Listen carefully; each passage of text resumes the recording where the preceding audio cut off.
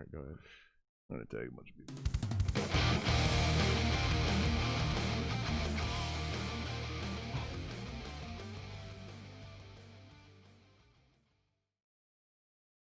I was a little late on the intro, but boom shakalaka. I believe we are live, sir. Yo. Anthony.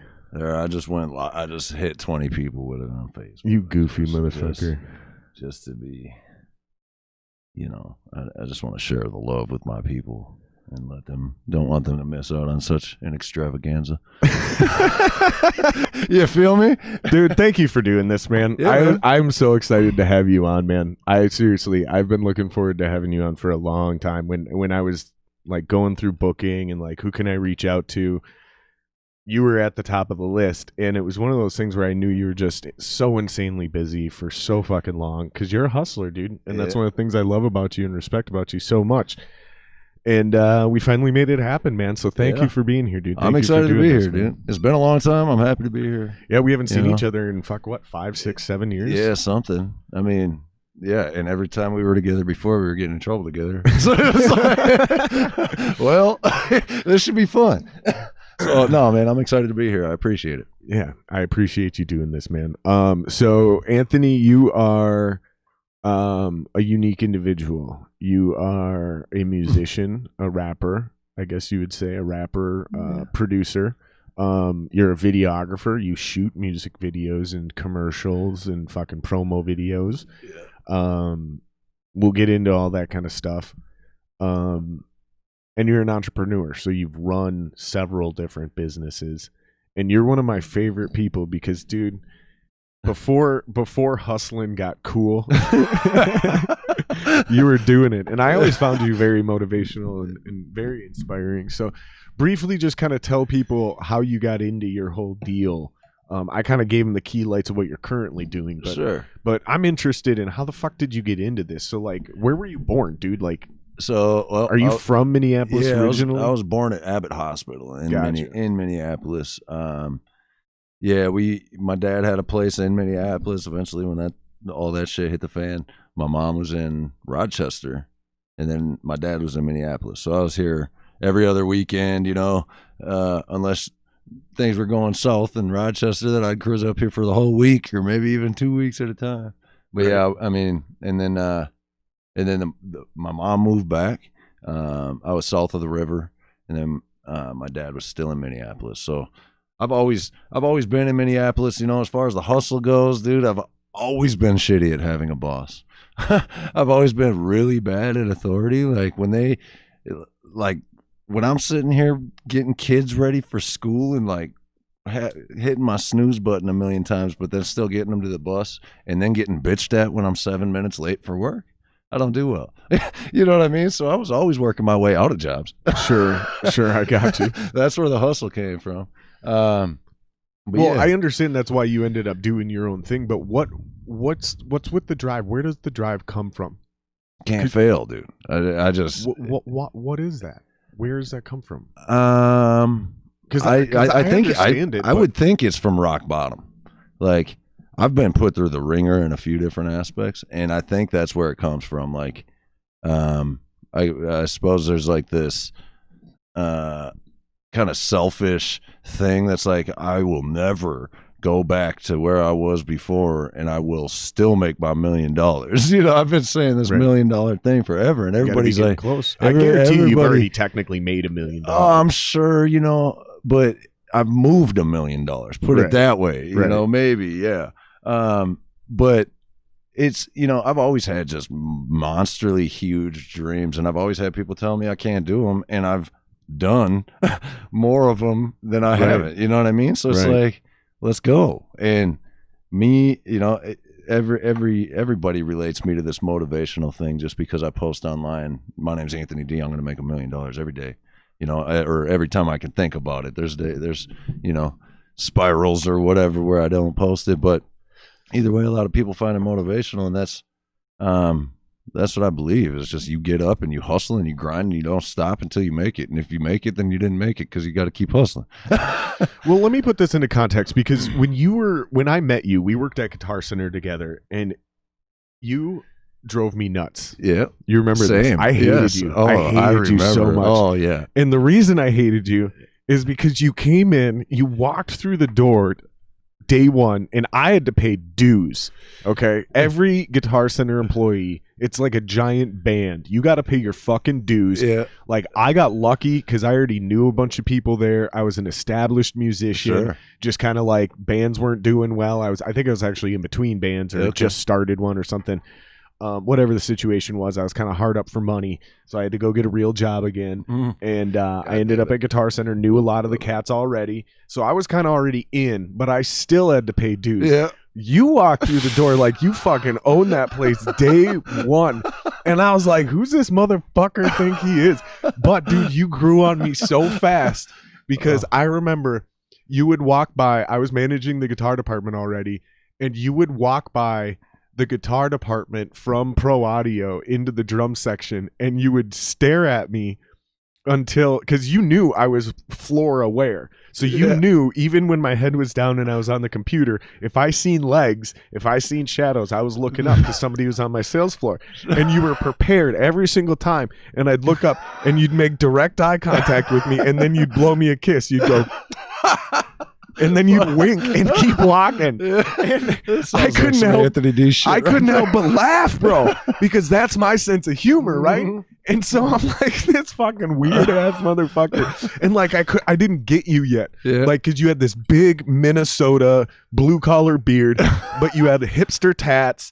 You were into hip hop. Like, I'm like, this dude is a fucking weird person. And most people can't grasp it. I don't remember how it happened, but I ended up at your house and we were just hanging out, and you showed me all the stuff that you're into and you were doing, and a couple of things you'd already done. Sure. And dude, my view of you completely changed in moments, and I told you this, but this is not like I'm revealing some deep dark secret to you right now. We already had this conversation.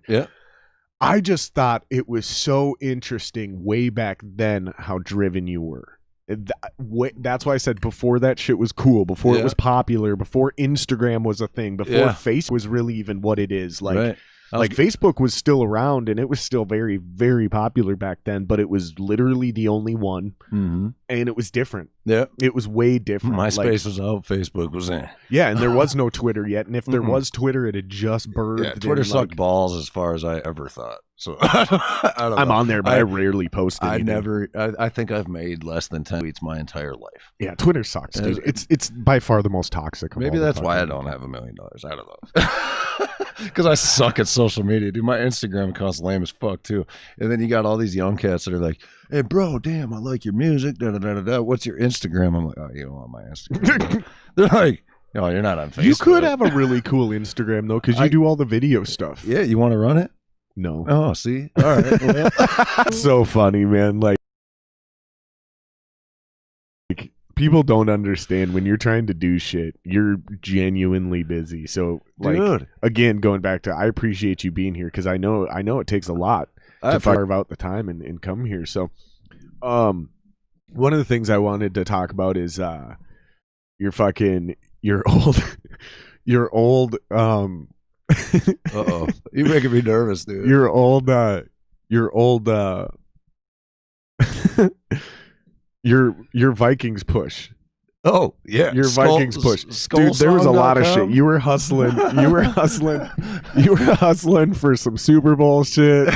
You were, when that stadium got built, dude. You were all over. You were making drone videos. You were doing some shit. You shot that big Vikings music video. I almost went to jail for my drone landing on top of the U.S. Bank Stadium. Bro. Did you really? I spent my daughter's birthday in the NFL security with the feds and NFL security and local police. And why? Because it got out of control and fell on the fucking stadium. No. I was flying it, and I was literally filming for the people that built the stadium, Thor Construction. Right. And I was flying around the whole thing, and my screen goes black, and it says aircraft intercepted.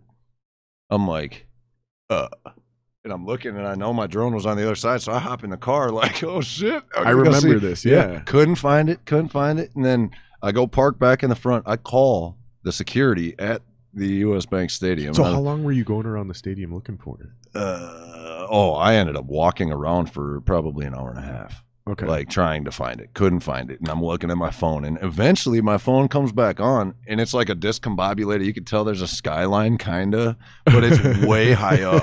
You could tell my drone was like way high up. I was like, there's no trees this high. So you knew. I was like, fuck.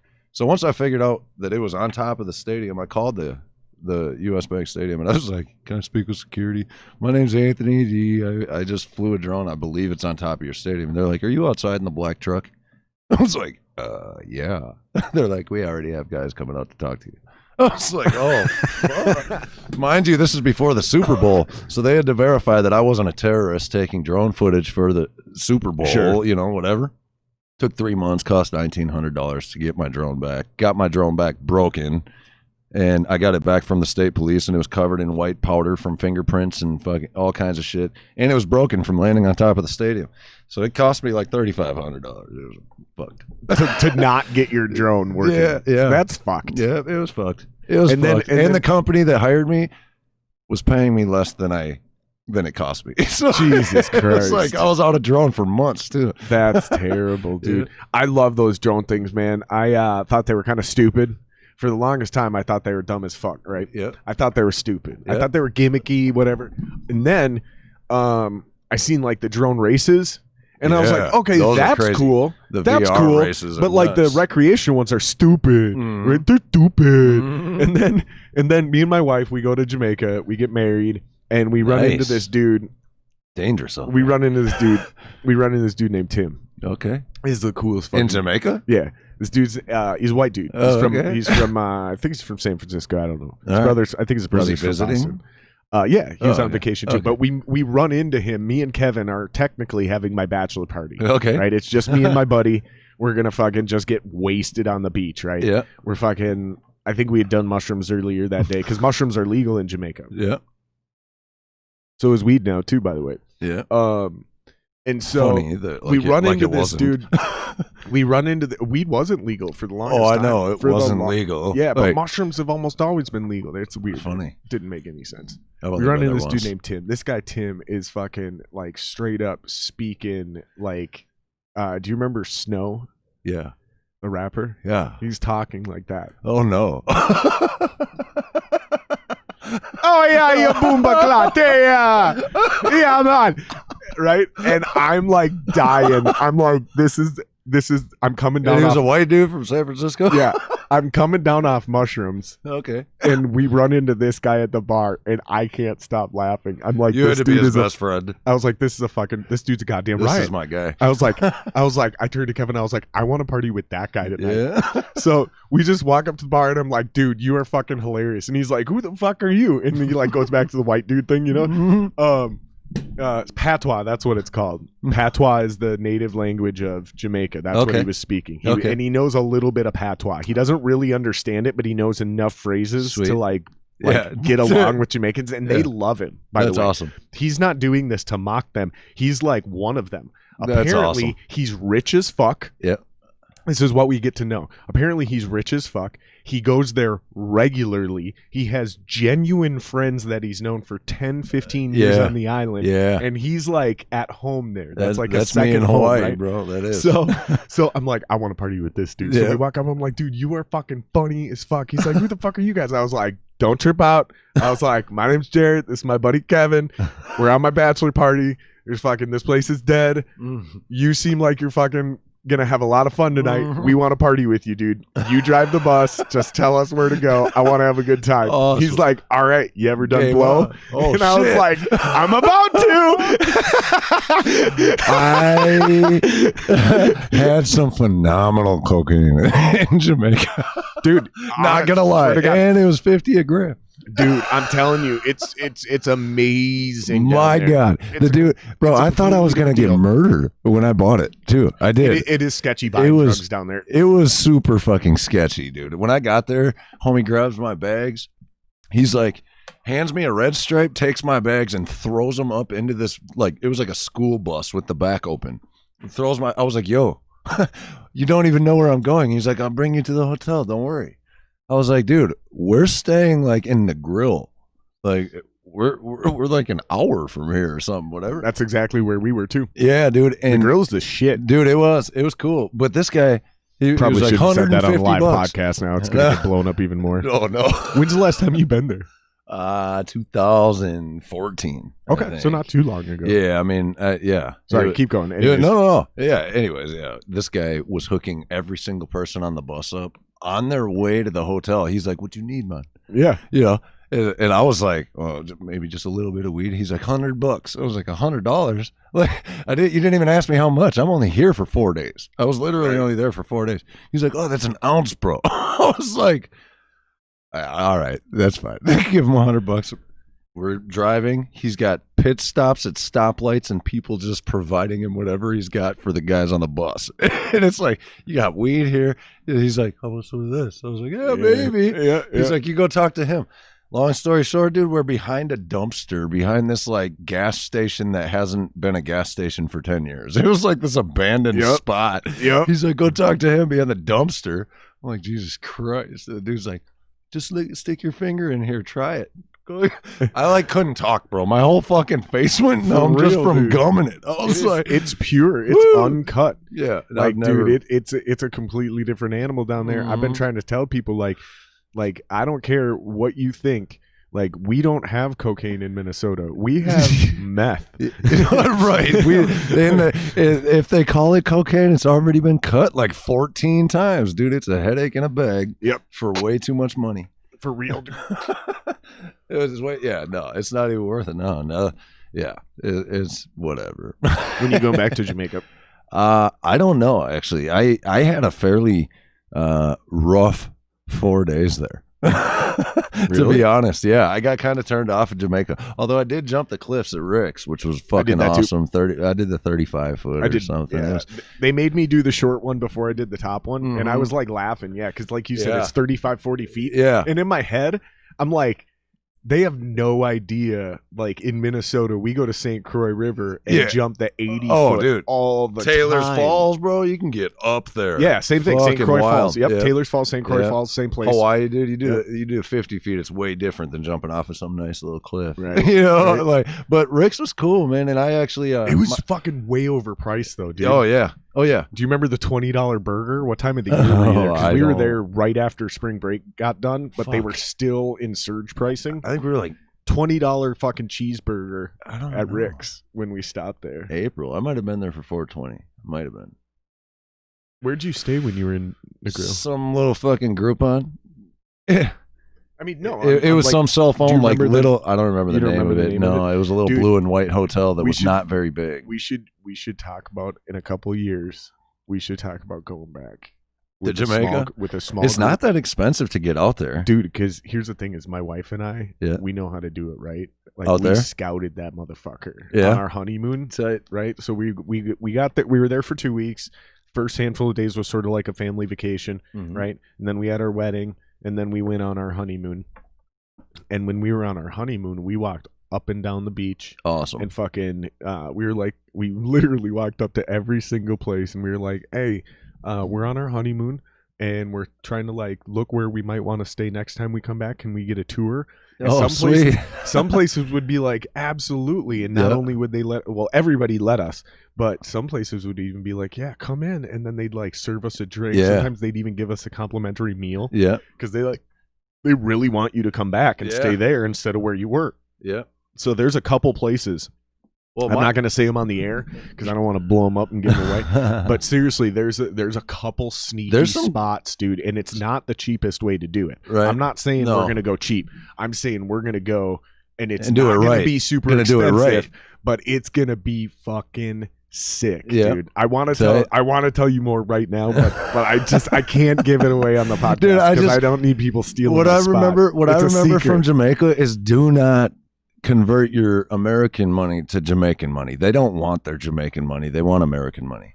That's what I remember. It depends on who and when and where. Because you got the $1,000 Jamaican is like worth $8 American, so we treat it like a $10 bill. You know what I mean? I was treating it like a $10 bill. You know what I mean? Keep the difference, whatever. But yeah, I had one of the locals explain to me like I had cashed out a shitload of money to Jamaica, and I felt like I made $1 million. Like, it's like, yo, here's $23,000. It's like really $230. Right. You know, it felt like a boss. When I win, it was 161 to 1. Really? Yep. So $1 American was 161 J. Okay. Wild. Yeah. See, no, it was down, way down then, because it was only a $10 American was worth 860 something Jamaican. So it's like 1 to 80 then. Yeah.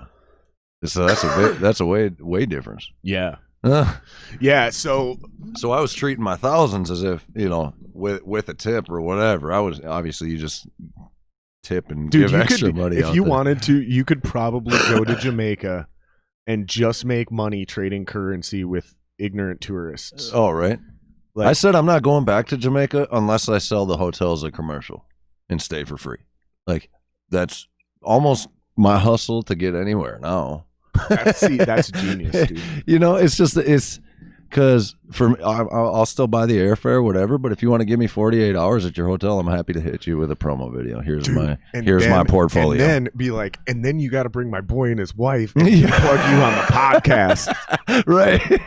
For real, right? For real. Yeah, because this thing's small now, dude, but it is growing. Like when we launched, we had 20 subs. Yeah. Right, just like close friends. Okay.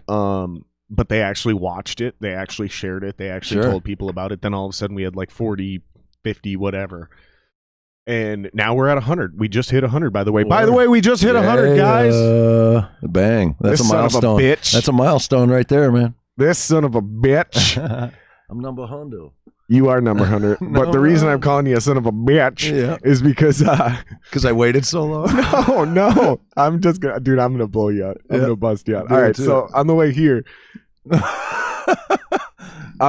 Anthony calls me and he says, he goes, hey, should I bring anything? I was like, no. I mentioned something and he goes, wait, we're doing video? Hold on. I'm like, yeah, man, we're doing video. So then he gets here, and then I had to change my shirt and shit. I was like, well, let me put on a Rock the City shirt. And then he gets here, and then he's like, okay, how do I share this? And I was like, I'll send you a link. Just go to my channel real quick. And then he subs, and he's like, cool, man, I'm glad I waited this long. I get to be sub number 100. It's like, motherfucker, you haven't even watched this shit. My bad. I think it's cool, though. I think it's really cool, though. It's just because I know you, man. It's just because I know you. You know, talking about subs, though, you got 7,000 subs or 6,800 subs on your YouTube channel. I was over 7,000. I've actually lost. I lost almost 700 subs for a video. Well, we talked that. Well, no, I dropped Dear Floyd, and then I lost a bunch of subs actually. Oh, really? A song that I did, a pretty controversial song. Really? But it honestly, the people that don't want to follow me anymore, that's cool. Like if you don't want to follow me because of my opinionated thoughts on some racial shit, like it is what it is. Yeah, stick to your guns, man. You know? I mean, that's bottom line. What it is the worst thing you can do is create content that you think other people want to see or hear. Because and it was written with a good message. It was literally written standing up for Minneapolis. You know what I mean? I felt obligated to write the song because I know a little bit about both sides, and you know what I mean? It's just like, and I get judged for it all the time, obviously. I mean, I'm a tatted up white dude. It is what it is. I've been a wigger my whole life. I used to get called that all the time, dude. Right. I mean, I was hands down the hoodest dude at Guitar Center. Right. You know. You were blacker than the black dudes at Guitar Center. Just say it. Yeah. And they know that. I mean, bro, it was it was crazy though to watch my small 7,000 whatever subscribers literally just watching almost 10% or whatever 1%. My bad. I guess my math is all fucked up. But yeah. Anyways, 7,700. I lost 700. Yeah, 10%. I lost literally 10%. It was like, wow, word up. But I ain't taking the video down. Right. No, and you shouldn't. You know? And it was a fast project, but yeah, man, it stood up for what I believe is right, and you know, a lot of my family and my people and my blood that happen to be black that you have, right? Yeah. Oh yeah. And we don't it's need called to play Dear Floyd. No, that's we don't fine. need to play because we put it in the description. If you guys are interested, you can jump on that, watch that, come back to this. We're live now, so yeah. If you guys do check out my YouTube, check out the playlists. That's how you're gonna find what you want. If you want Anthony D music, there's a playlist for that. If you want my portfolio, there's a playlist for that. Portfolio? You mean your music videos? Yeah. Well, so how'd you get into the videos I've shot for other people. How'd you get into the video shit? Well, it was a hobby at first. I bought a SLR camera, a T2i, way back in the day. You know, I have no idea what that is, but I assume it's a decent camera. It was one of the first SLRs that was. What does SLR mean? SLR, just a handheld camera. You know, like photography camera. Okay. But it does video. Yeah. So, that was one of the first cameras that, you know, it's an SLR handheld picture taking camera that took video.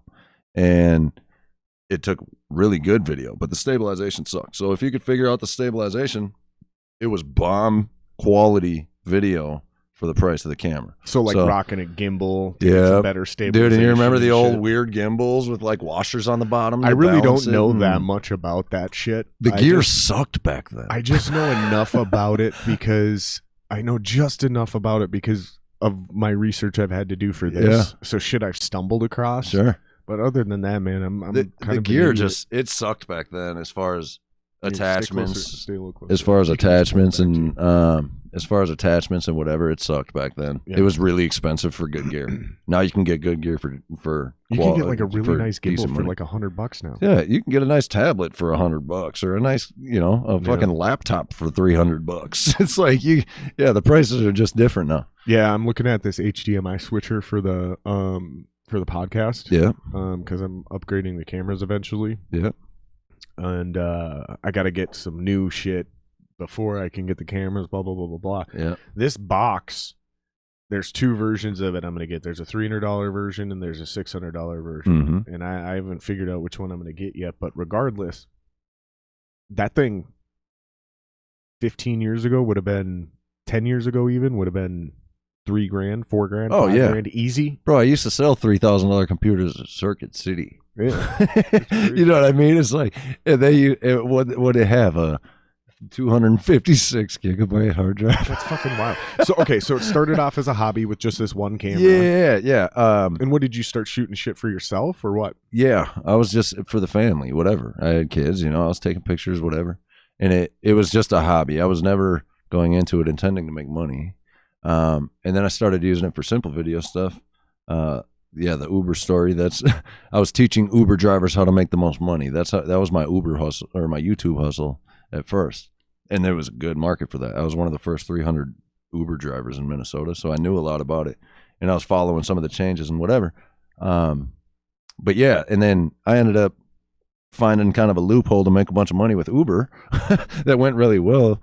And people started signing up using my referral codes, my links. And so that once my YouTube got that kind of jump start, then it was like, oh, I'm going to start doing real videos, you know. And then I started, you know, taking the camera to Jamaica or whatever, and everywhere I went, and I started shooting videos. And then eventually we turned some of that footage into a music video for me.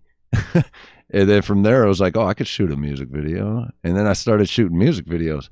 And now I taught myself how to use Final Cut Pro.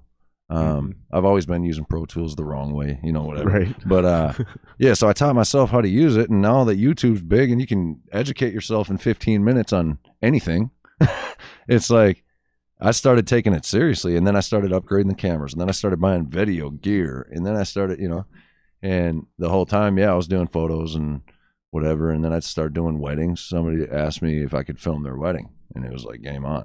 Killed it, slayed it, put together a video. And I was like, there's real money in this. And then, now it's like my last camera was $7,000. Right. You know, it's like we're in a different ball game now. And it's just, it's something I enjoy doing. You know, the music I do for me, I always say that's a hobby. I don't make money on my music at all. I've never charged for a show, ever. Right. I've always done the music for me, but the video is something I enjoy doing that I can make good money on. So that's where I've been trying to gear my focus, is just trying to make more money doing something that I enjoy versus working for the money. Right. When I'm sitting at my computer editing video, it doesn't feel like work. It's it's a constructive, right? I feel you. Project. I love the projects, and I love doing weird shit. I'm trying to figure out ways to step it up one more notch, or push these limits, or push these buttons. I love it, man. No, I got you, dude. I got you. So okay, so this makes a little bit more sense than how all this kind of came to evolve.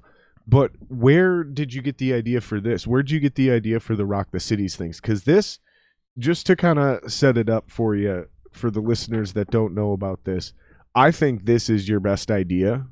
Yeah. And you came up with this a while ago. Not only do I think this is your best idea, I think this is a truly genius idea. Yeah. Like, I think this is a really, truly genius idea. And there's clearly something that people like us don't know about the television business. Sure. Because I know for a fact that's a big hurdle right now. I know for a fact if you had just one of the right friends, this would have already been made. It's just the right person. No, it could have been made a couple times already. But I'm saying, like, we should. It's got to be done my way, kind of the right way. The vision that I see is. Oh, gotcha. Okay. I had some other people that were willing to make it happen. Well, because I remember back in the day, terms. you were trying to talk to Netflix. Yeah. Did you talk to Netflix? No. Well, Netflix. Here, get that a little closer to you. You can pull it back. No, Netflix, Amazon, Hulu. That's the goal. Right. But we aren't even going to approach them until we have something feasible. So the goal is what you're trying to shoot the pilot first? For one, we're talking about Rock the Cities. So let me just tell them a little bit about what it is. Rock the Cities is an upcoming original series. And what it does is, like, rather than American Idol or The Voice, those focus on solo acts, single people. Mm-hmm. This is geared to focus on bands, artists, and DJs.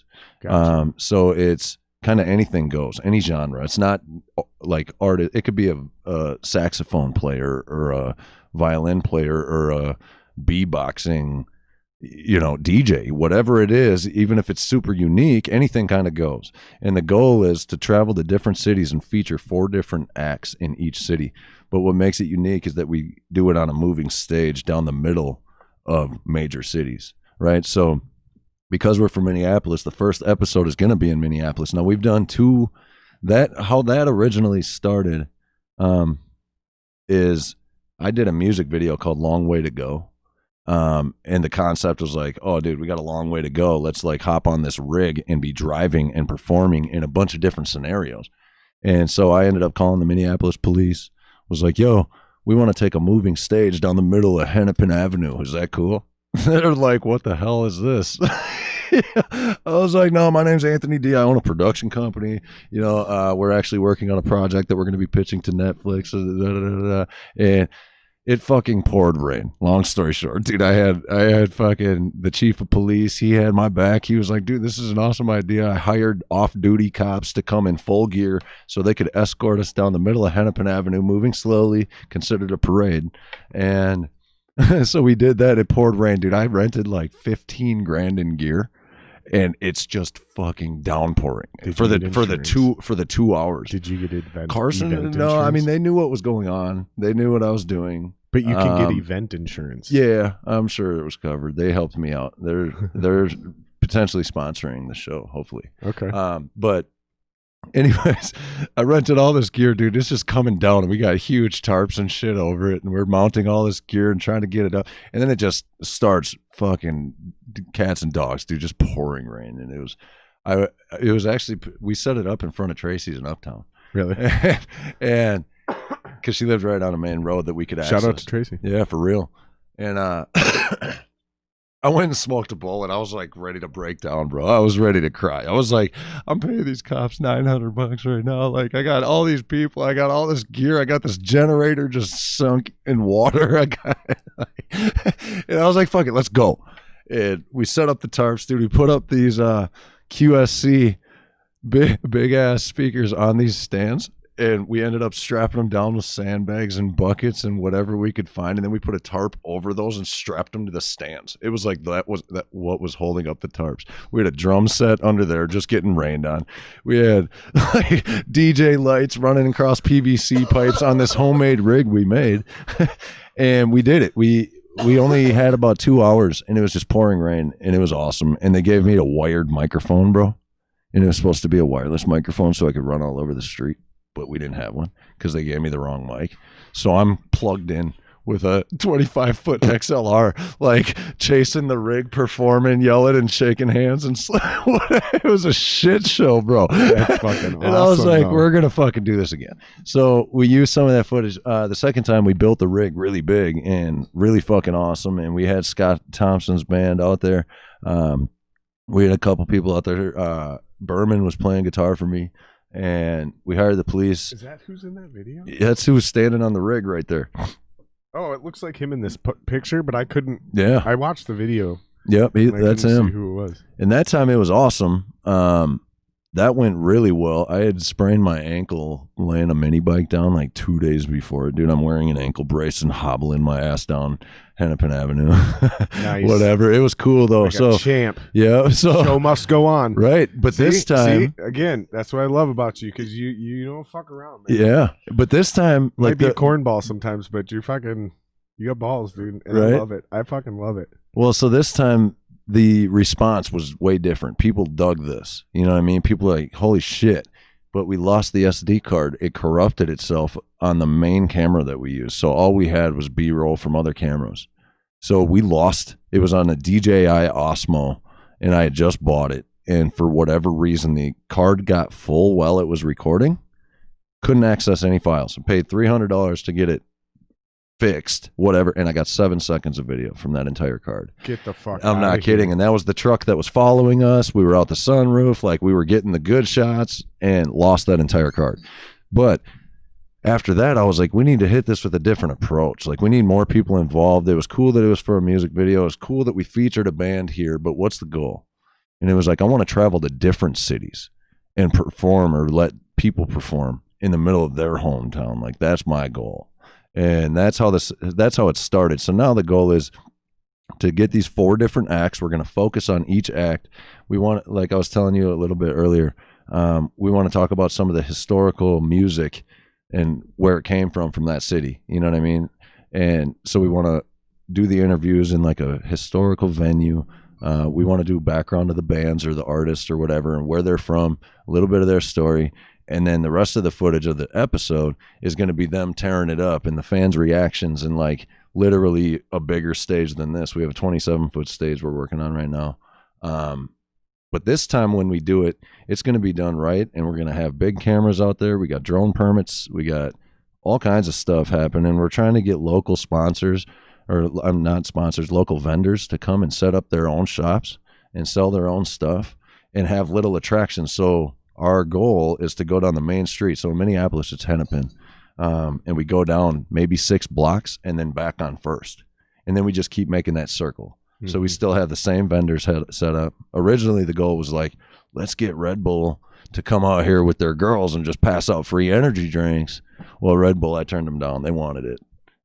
Turned them down. They wanted their full producer. They wanted full production rights. I was like, no, that's not the setup. Like, I'm willing to... I want to host trademarked. Yeah. Oh yeah. So it's all locked. Oh yeah. Everything's locked. I got it through the Writers Guild. There's already people pushing different verses. Yeah, but nobody's going to be able to do it the way that I envision it. But long story short, the goal is Minneapolis, Denver, Portland, Seattle. The budget's $115,000 to pull that off, minimum. Like that's bare bones. GoFundMe or whatever. No. So I initially I had started. I did. What the hell is it called? Quick Start or Kickstarter. Yeah, same thing. Yeah, but Kickstarter. So our goal was $10,000 because the Minneapolis episode is just over 10 grand. So our goal was to get that raised, and we only raised. I pushed it as hard as I could, dude, and I couldn't raise more than $1,800. Damn. And when people put up that money, unless you hit your goal, you don't get the money. So we never saw any of that $1,800. And so I've paid out of pocket for both of these. And I've been pushing hard for the last 2 years to get enough money to film the first episode myself. So this first episode is on me. And then we're taking that and going to local people in Denver and Seattle and Portland. And we're going to film the first 4 episodes. Once we have those first 4 episodes, you might that's when we pitch it. Some of these cities, man, like those two are apparently fucking... Well, Portland and Seattle are next to each other. But they're like, it's like anarchy over there. That's fine. We're not going right now. We're not going right now. But they're 60 miles from each other, I think. So we can run them both. We do one on a Friday. We do one on a Saturday. I'm just fucking around. Why don't you try to go south and do something warmer? We have 15 cities for the first season. Gotcha. Okay. These are just the first 4. Why these 4? Because they're all north. They're on the north side of the country, and they're all off of the same highways, and they both have awesome cats. Denver, to be honest, there's one artist there that I picture being on the show, and he's phenomenal. I got a guy I can hook you up with in Denver. Yeah. And like he's a sound guy. Okay. He's a pro. I had Tony Grant running it for both of these. Oh, shit. Bro. Yeah, he was killing it with Tony's the man. I love Tony Grant. He was running the iPad Pro, running the sound from the truck inside, running these QSs. He gave me my best compliment as a drummer, dude. Really? Yeah. Awesome. When I was drumming, he came and ran lights for us at the 7th Street show.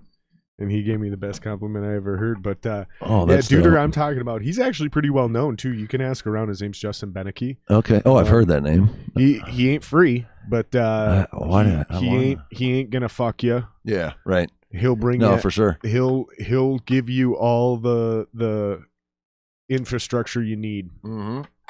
Well, we're on the move now. I mean, like I used to use him. Again, I think I talked about this on the last podcast. If somebody knows Beneke closer than I do, reach out and have him hit me up, because I can't remember if I used him for more than one, but I used him for I used to do these guerrilla shows where we'd like almost like how you do a rave. Okay. Only it was more above the table. Mm-hmm. I'd pull permits and fucking hire undercover cops like you did, Sure. but I'd set it up in like a warehouse or a field. Yeah. And shit. You know, it's not the most original. People don't understand what goes into that kind of shit. Dude, very expensive. It's like easily minimum $3,500 to $5,000, dude, per show. Yeah.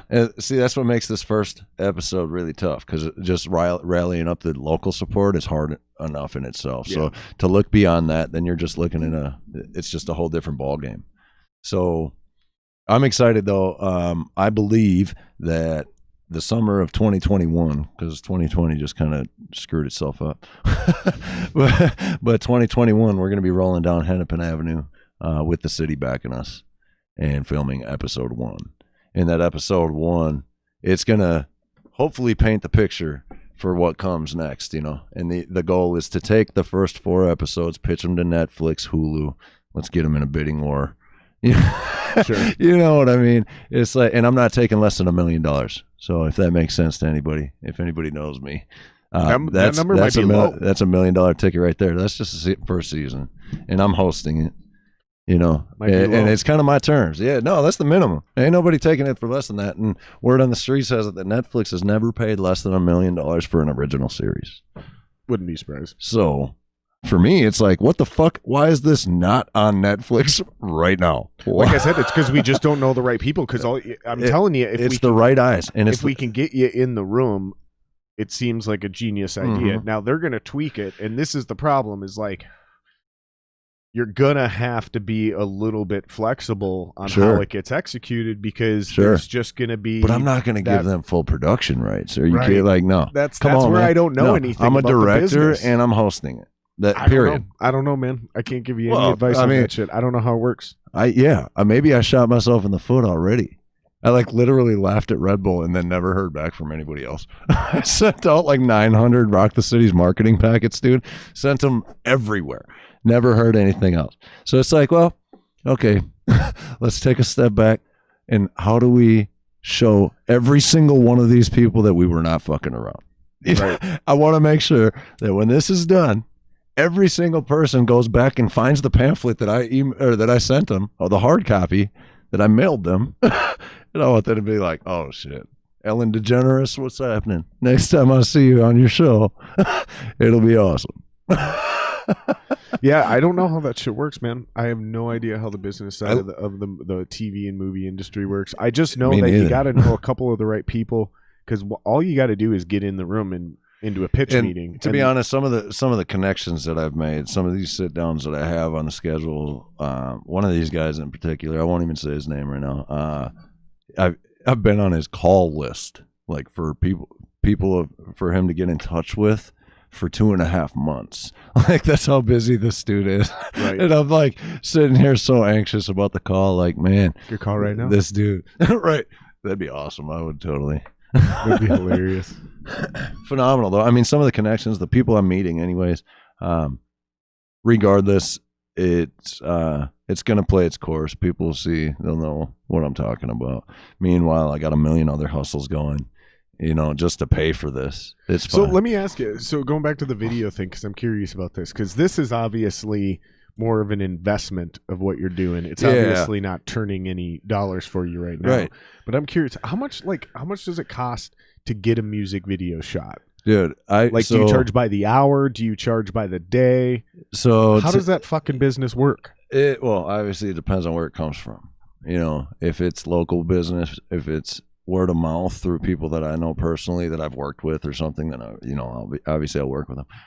But typically my music videos start at $1,000, and with that, it goes up from there depending on what you need. If you need drone footage, if you need separate locations, separate days.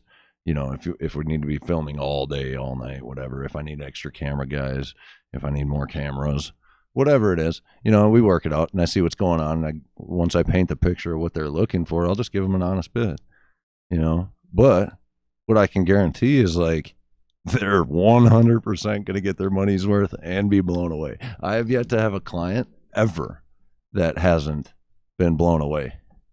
Nothing but 5-star reviews as far as my work goes ever. For video work. So not to brag, but it's like, I know I'm shooting myself in the foot by doing $1,000 videos. So it's like, I look at these industry cats that are paying $45,000 for a music video that I could shoot with my eyes closed. Right. And it's like, come on, dude, I could edit that in 24 hours. Wow. Like, it's like, okay, I'm in the wrong game. And so now that's where the hustle's going. It's like, I should be shooting music or industry music videos. I do weddings, I do commercials. So now we're getting into commercials for different businesses and marketing. And, the jobs are getting bigger and better, and the connections are getting bigger and better, and the referrals and the reviews are getting bigger and better, So, that's good, dude. Yeah, we just keep grinding. That's cool as fuck, man. That's the video, and then I do garage doors during the day. You make good money doing that? Yes. Supplemental income. I really do, man. I kill it. The garage, and it's awesome because with that too, I'm just out saving people and making their shit better, making their days better. That's it. Is that your car jammed in your garage because your door broke off the hinges? Let me save your life real quick. I suppose you probably you probably never get people mad at you. Oh, dude, no, they're all happy to see me. Yeah, right. Yeah, they all get past the tattoos pretty quick. That's fucking cool, man. I had one super Catholic lady that was really scared of me, but she loved me by the time I left. She loved me by the time I left. That's so fucking funny. Yeah. So what else you got going on, man? You got any other new projects? Because this is all, we've been just kind of playing catch up here. Yeah. No, what else you got going on? Well, there's always projects in the works, man. So I've been just hustling these music videos and commercials. That's what's getting busy. I'm getting busy with the music, or with the Christmas videos coming up. Oh, speaking of Christmas videos. Yeah. I just did a commercial for a company called Boxes by Jenna, Genna. It was awesome, bro. This lady, she runs her business out of her basement, and she puts together these custom boxes for any kind of event that you can think of. You could have a funeral box. If you lost a loved one, she'll put together a funeral box with like an anti-stress candle and some bath bomb that'll relax you, and some other shit, and some honey and some tea or something, but then there's like the kids boy box 8 to 12, and it's like, my son got one, and it was like soap and an action figure and some other stuff, but then it came with this thing called a warmie. It's a stuffed animal that you put in the microwave. Oh, and it stays warm, dude. My son has been sleeping like that's his good night switch. That's hilarious. And he's 12 and he's holding on to this little warmy. It's like, man. And they're awesome though. And I got to shoot a commercial for this lady and it was awesome. It was just a win-win for everybody. It was like, that'll be awesome for my portfolio. I remember you doing like fucking I've done all kinds of hotel weird stuff, tour videos. Like you were doing the 3D cams. Yeah, virtual tours. I helped start it. That's what it was. Yeah. My buddy. Yeah, you were one of the first dudes doing that. And I remember still to this day, every time I see one, I'm like, I wonder if this is one of the ones that Darst did. Yeah. And every single time. Bro, I edited a lot of the real estate videos for that company still. So that company was started in my basement in Burnsville. It's called Spin Vision is the virtual tour company. But yeah, owned by a dude named Jonathan Luthi in Wisconsin. He was staying at our house for a while, whatever. And I was running the Twin Cities side of things, and he was running the Chippewa Valley, Eau Claire kind of Wisconsin side of things. And now he's blowing up, bro. Really? Yeah, he's doing real estate videos. He's got like a mobile studio van that like he can be editing while their photographer's out taking shots. And they're doing really well, bro. But they're helping a lot of real estate agents sell houses without people even seeing the house. It's incredible. But yeah, they're working with local businesses, doing virtual tours, doing all kinds of stuff. That's fucking wild, dude. Yeah, it's awesome. It was a cool niche, and I still help him mobily. He'll upload all these stuff that his actual cameramen are filming from these houses, and I'll slap together the video and send it right back. Right. So yeah, that's fucking cool. Yeah, it's awesome. That's super cool, dude. I love the video editing, and I've been dropping my own music videos. Average like once a month, maybe. I just pop some crazy ass idea pops in my head, and I can't stop until it's done. Can't like Secrets. Did you see that one? I honestly I popped that one on. That was the last one because I was trying to go in reverse order, right? Sure. Like I try to do a little bit of pre prep. Sure. I mean, when it's my close buddies, I do zero prep. Yeah. No, that's cool. Don't, that's like when it's when Dalton comes on, I don't do a goddamn thing. Right. Like it's like, hey, what's up, dude? All right, ready? Boom. Let's do some shit. But for you, we hadn't talked in so long. Yeah. I wanted to just do a little bit. And it was hilarious because I started that video and I probably made it 30 seconds, maybe a minute in. Yeah. And then you texted me and you're like, I'm 3 minutes out. And I was like, all right, let me do my final little shit. Bup, bup, bup, bup. And I closed it down and fucking. That video's the reason I shaved. Really? Yeah. I had to make a good demon. And so I pictured the good demon. So what is with that video? I was very confused. What's going on in there? So you got this like evil thing with these red eyes and this black paint. And then you got this dude who looks like an albino. Yeah. Like, what's going on there? It was 2 weeks ago or something. I don't know. It was a long story short. It was a 72-hour project. I heard the instrumental, and I was like, "Whoa, this is fucking wicked." And my buddy's been telling me like, "You need to write another one of your real songs. You haven't wrote because all my songs have been like happy, motivational, good, good message, whatever lately." And he was like, "You need to write something real again." And so I hear this instrumental, and I was like, "Oh, here it is." Like, let's tear this apart. So it was kind of, I tapped into some of my demons when I wrote the song, you know what I mean? And some of my dark vibes that I know people can relate to. And I spun it and put it in a good message. And I made this evil ass looking video, dude. It's just creepy. And I had never done anything like that. So I did it all green screen. Everything was just green screen. I have a green screen in my basement. And I got black contacts, white contacts, and red contacts. And so I kind of thought I like 3 different characters. You got Anthony D, this, just me. And then I had my dark demon, and that was full beard. I had black tears, black contacts, and the video's black and white. And so that's like my dark demon. Except for the eyes. And then, I did the same thing, only I put red contacts in. And so I did the whole video black and white except for the red eyes with that one character. And that made it pretty creepy. And then my good angel, or whatever you want to call it, I clean shaved, bicked my fucking beard off, dude. Bicked it off. It was like a 4-inch beard, and I bicked it off, and my wife is pissed. And I bicked it off, and I put some white contacts in that you couldn't see a fucking thing through, bro. I put these contacts in, and, they just cover all the color in your eye and just turn them fucking white.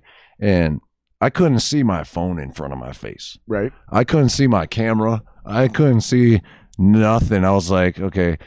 So I turned my camera lights way the fuck up just so I could see my camera and hope I'm getting it on the right settings and whatever.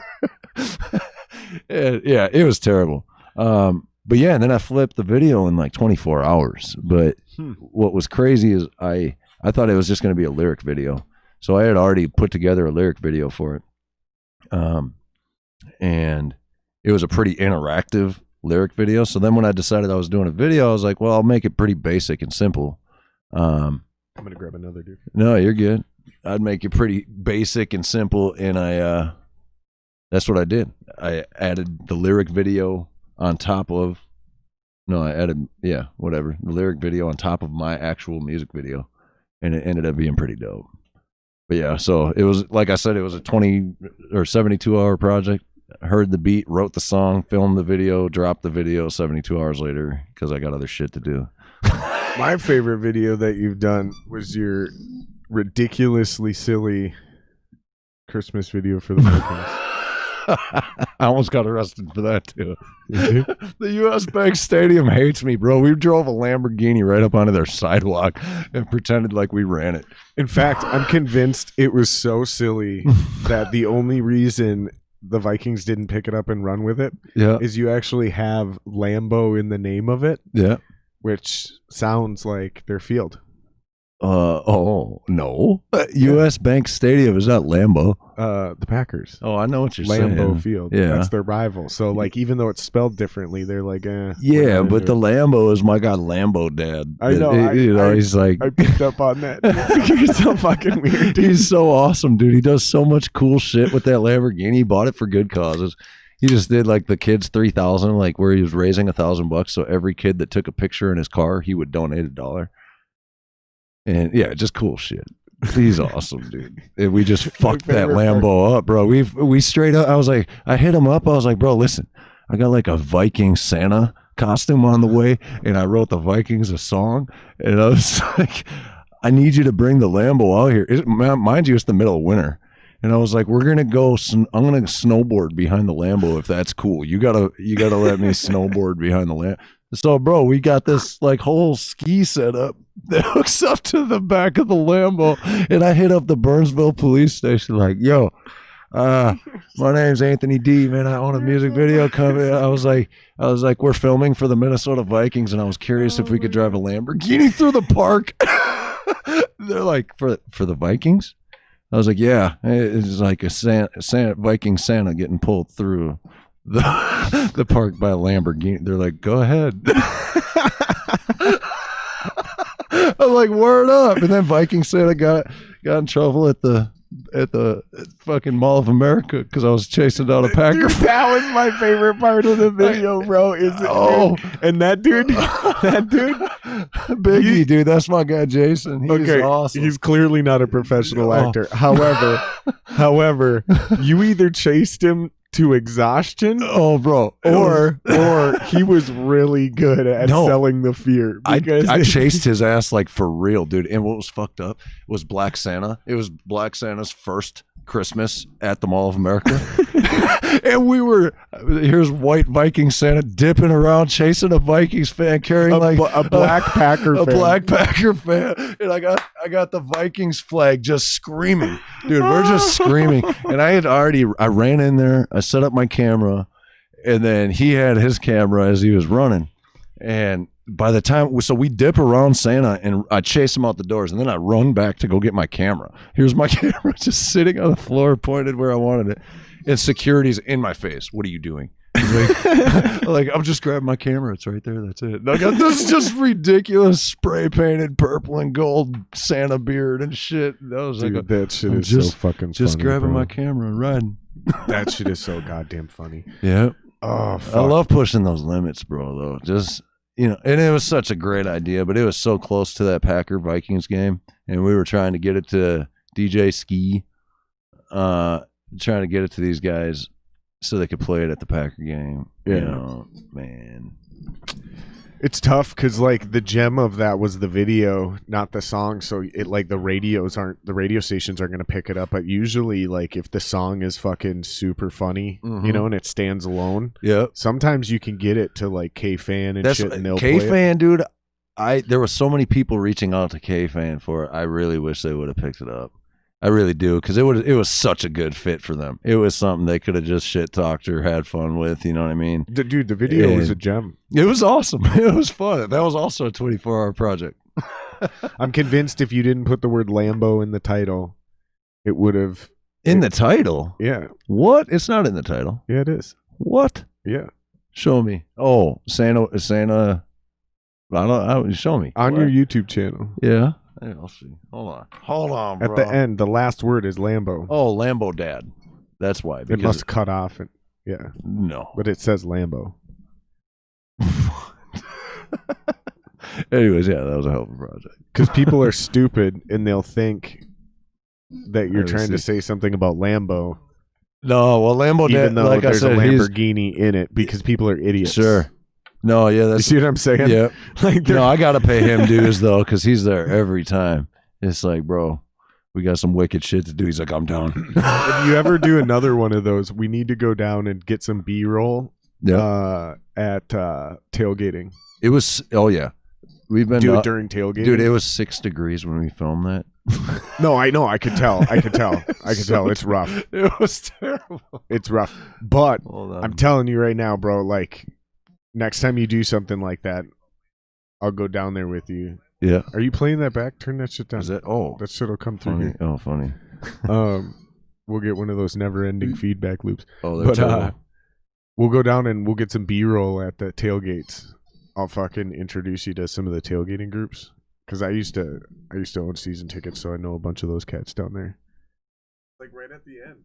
Oh, it's because the rock in the title. It's in the title. At the very end, it says Lambo.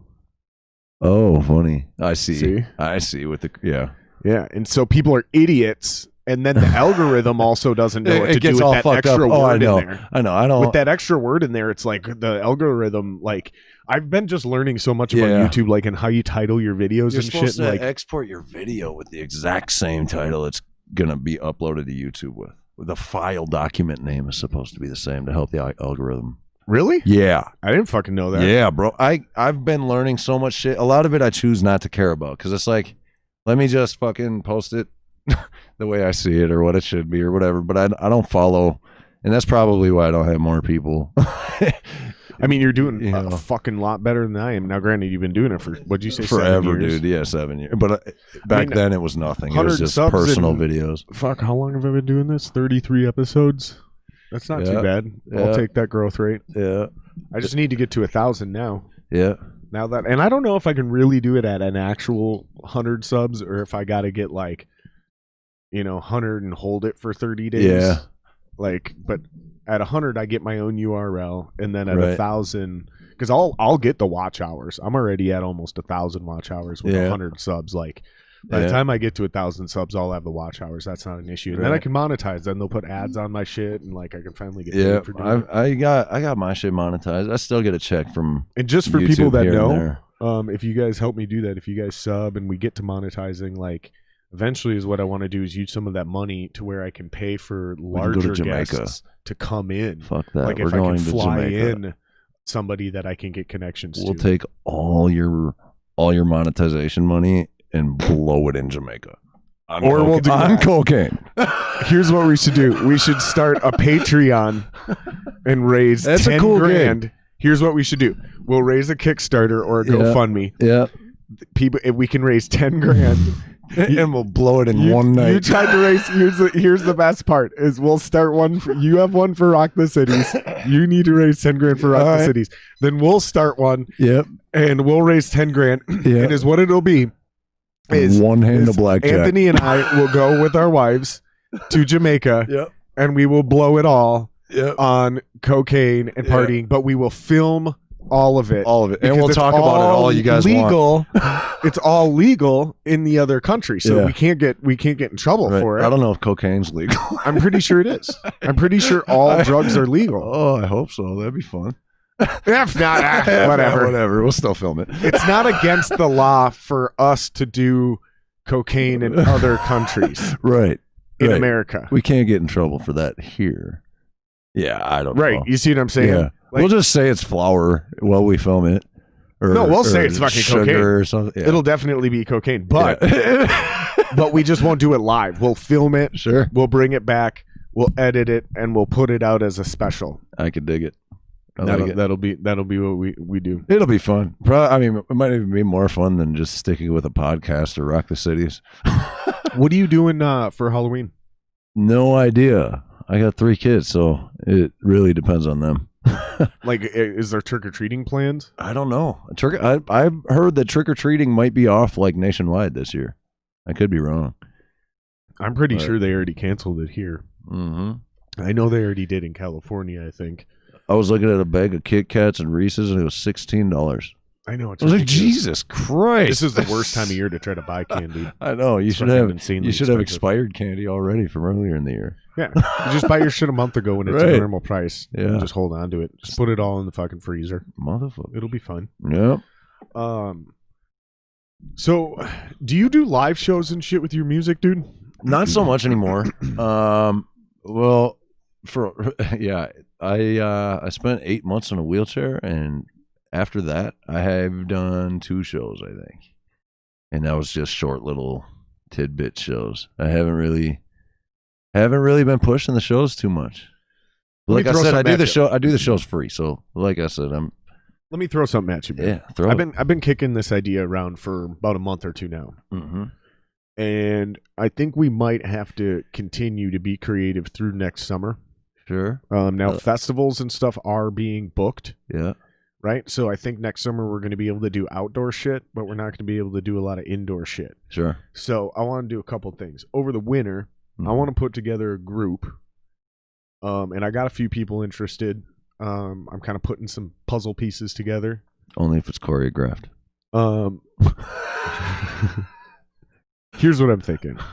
For top priority is we got to find a spot. But once we find a spot, I want to start live streaming concerts, like real concerts.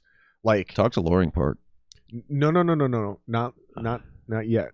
I'm talking indoor over the winter. Yeah, where we can't have fans, right? Mm-hmm. But we find a large room, like something the size of this. Yeah, not this podcast space, but my house. Yeah, and we do 3 or 4 bands, and we line it up. Yeah. Just like we would a normal fucking venue. We build a small stage. Yeah. We backline. I've seen a few people doing that too, and they're using the venues. I wanted, but I don't know. Here's the thing, dude. I see them at the bars and shit. You know, when we do it at a bar, it just brings in a whole different level of regulation because we're dealing with a commercial space. Mm-hmm.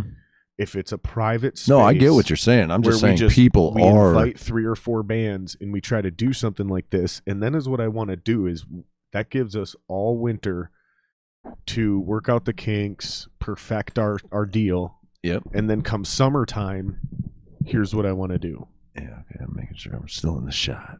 I With don't want to fuck your podcast up, bro. You're good, bro. That's why I had you move your nipples way over here. Nipples. Line the nipples. Seriously though, check it out. We're like, yeah. you lean back. Lean back. Yep. Like, I see you. ooh, look at that. Hey, bud. Look at that. Hey, bud. No.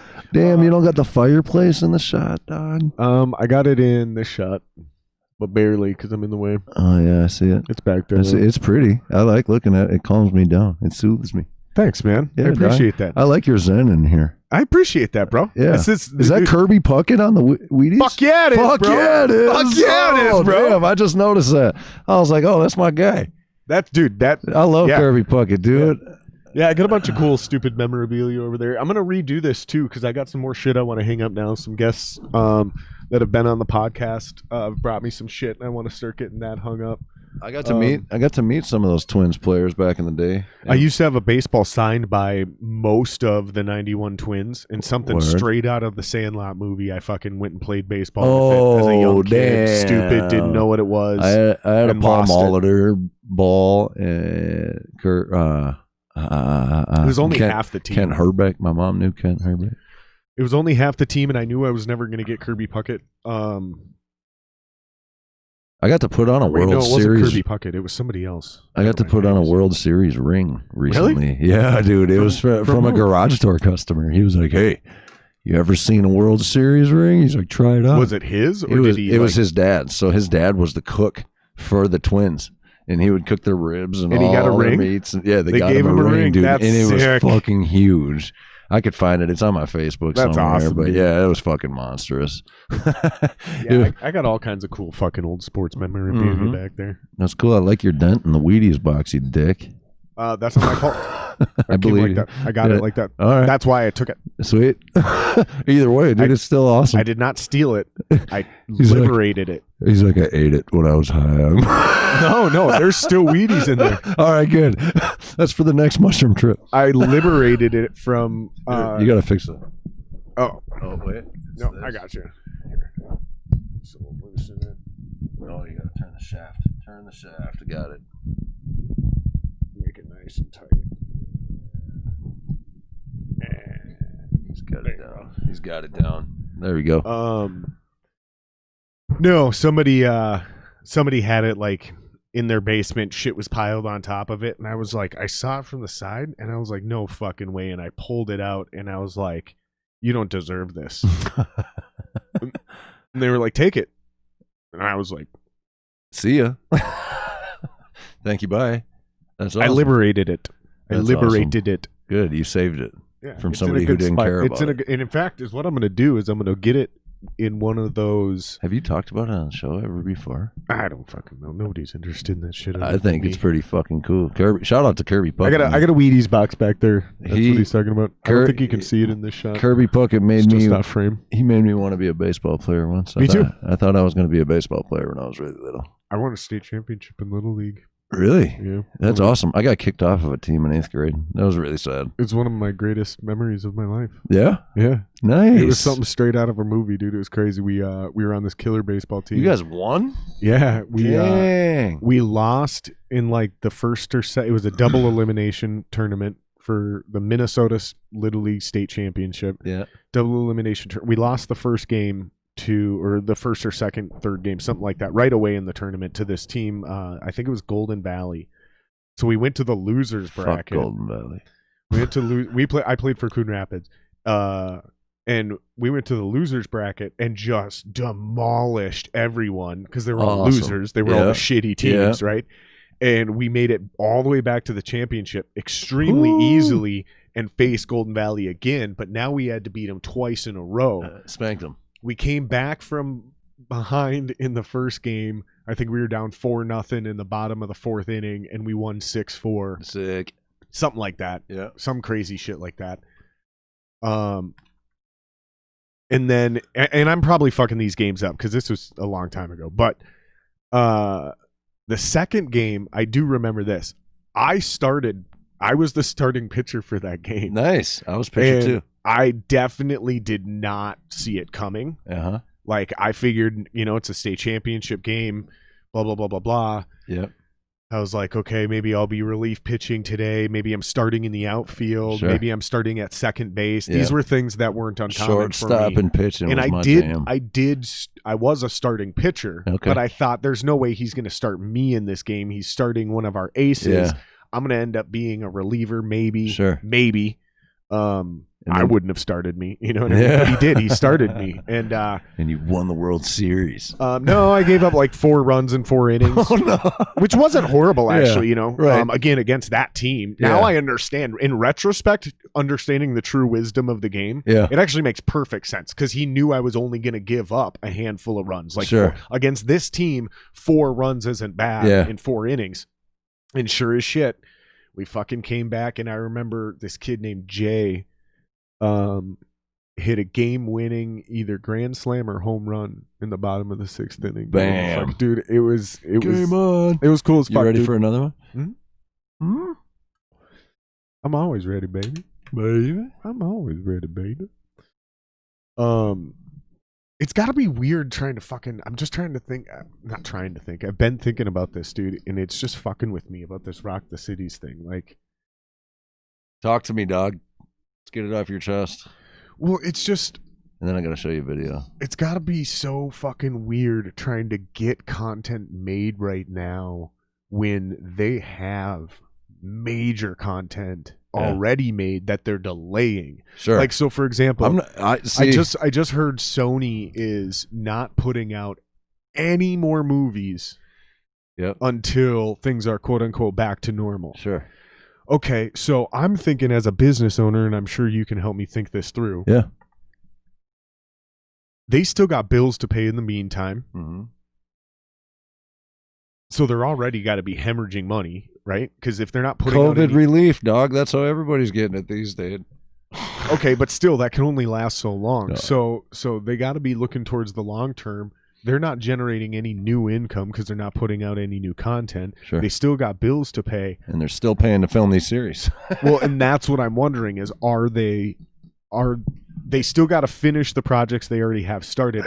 Are they even taking on any more projects? Are they even spending any more money? Or are they just going to fuck it? You know what I mean? Well, like, yeah, I don't know the politics of the the fucking TV business. Dude. We're out 3 years to even have the first 4 episodes filmed, realistically. Why is that? To have them filmed and done. Because... Is that how it always works? Or is that just the situation you're in? That's just the situation I'm in, to do it with no investors. That's what I'm saying. So let's say I want to do it self. Let's say hypothetically, Netflix executive is sitting right here. Mm-hmm. Is he even gonna say, "Pitch me your show," or is he gonna say, "Dude, we're not taking on any new content"? Yeah, but that's what I'm saying. That's 3 years out from now. This shit figured out. Netflix ain't gonna be sitting here for another 3 years. Hypothetically, if they were, is what I'm saying. Sure. Yeah, I mean, because people have come to them with less and gotten their shows. Oh, for sure, bro. So and I've sent them all kinds of shit. See what I'm saying? So to me, it's like I'm not even taking another stab at it.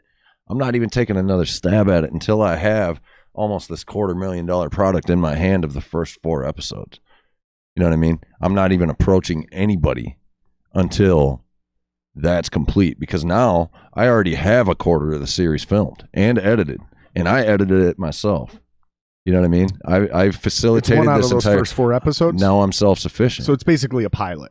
Yeah, I mean, that makes sense. That's what it is. I've heard about that quite a bit. I've pilot heard about sponsorship. That a lot. That's what it is. It's for the pilot. So it's a 4-episode pilot. # Rock the Cities. Yeah. So are you still raising money for this? No, I'm self-funding everything as of right now. And I'm not looking for investors. If anything, I'm looking for sponsors, because where it would fit in nicely for a sponsor is you take Rockstar Energy Drink, right? So it'd be Rock the Cities, proudly sponsored by Rockstar Energy Drink, and they could just lock down the first 4 episodes by putting up $150K, and that'll pay all my finances just to get the shit filmed. I feel like I know somebody who knows somebody important at Rockstar. That's what I'm saying, and it's real hard to get a hold of all these cats, bro. I've sent all their headquarters all this shit. I've sent them fucking hard copy marketing packets explaining what we're looking for with sponsorship options, layouts, guarantees, whatever. I'm really deep into that shit, believe it or not. And I've spent years putting it together. No, I believe you. But I'm not questioning you at all. Yeah, no, but we've now it's to the point where it's like, well, $115,000, if I can pull that off. You think about the first episode's only going to cost, $10 to $15,000. So if I self-fund that, if I pay for the first episode of Rock the Cities, now I have a tangible 45-minute episode that I can show you what we're filming, and I can show everybody in Denver that for our next series. I can show them. You just reminded me. Yeah. We got distracted by the Kirby Puckett thing. Okay, so I want to find an indoor spot. Yeah. Where we can live stream concerts. Sure. Okay. We get a good board. We get decent cams. Yeah. I mean, maybe we can get nicer cams, but I'm not thinking about trying to do this right away off the bat. Are you thinking this winter? Yeah. Okay. I'm thinking like within the next 30 days. Okay. So here's what I'm thinking, right? We need a space. Yeah. Large enough to build a stage that can backline 3 or 4 bands. Okay. Now, you do the math on that. That means naturally we already have 20 people in the building. Yeah. Right? So we're still okay. You got to talk to Rich the Plug, bro. Go to the creator space. It's perfect. Hold on, though. Hold on. Hear me out. Because I got to get this idea out first. Yeah. We got 20 people in the building just with the band members. So there's a little bit of a crowd, right? Yeah. Right? There's a few people in the room. Yeah. But it's still small enough.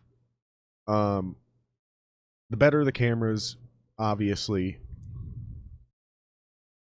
But whatever we got. Yeah. And then we get a good board. And we work out the kinks doing this way. Yeah.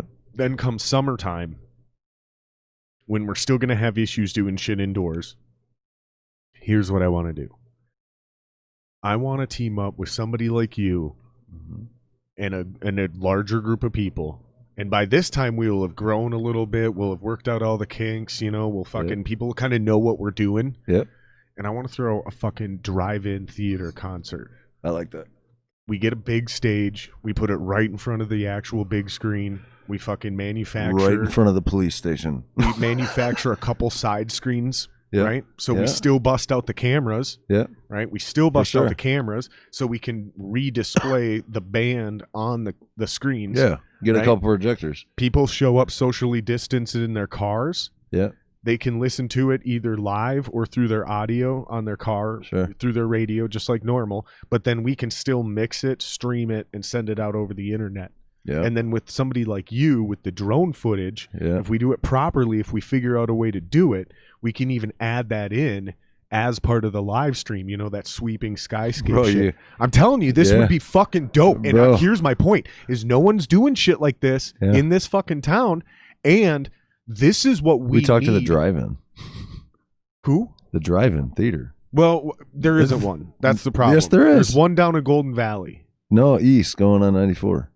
Valley High. Is there one out there? Yes. There used to be one in And it's fucking huge still. That's where they do one straight up 65. Yeah. There's one in Elko too. Next to Gasoline Alley. Okay. But that motherfucker closed down. So that's just a vacant space last time I checked. There's two more within 30 miles of here for sure. We need to look into this. That's what I'm saying. And it's family owned, the one I'm talking about. We need to look into this. That'd be dope.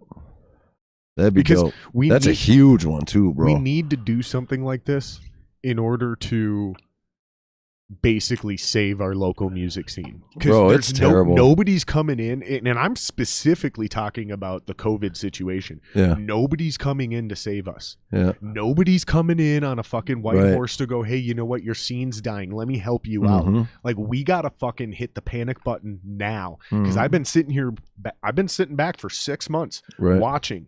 And I can count exactly a handful of motherfuckers that are still doing shit the right way during this. They're still pushing. They're writing more. They're fucking still trying to do shit. They're either doing everybody else is sitting still. Yep. They're sitting still, Some bro. It's motherfuckers terrible. aren't even rehearsing right now, I got unemployment. I don't need to do anything. The amount of music careers that are about to come grinding to a fucking halt is going to be devastating for this town.